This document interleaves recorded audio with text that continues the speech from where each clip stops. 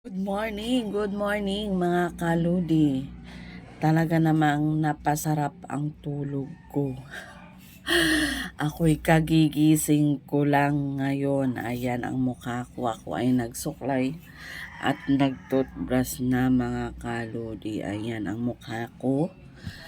Pag walang kolorete. O digang ganon. Kamusta na ang mga gising nyo? Ayan. Ang akin ay malaki pa rin ang eye bag ko talaga mga kaludi. Ayan. Ayan. Serency.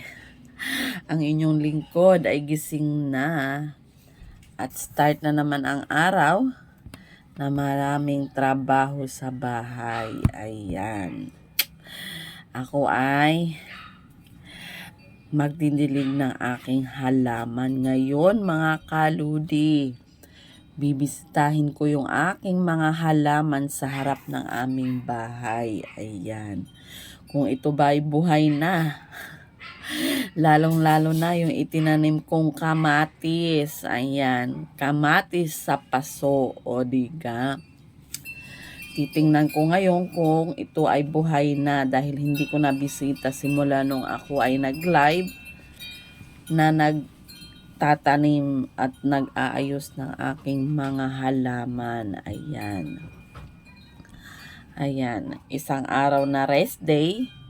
Tapos bukas ay balik trabaho na naman mga kaludi.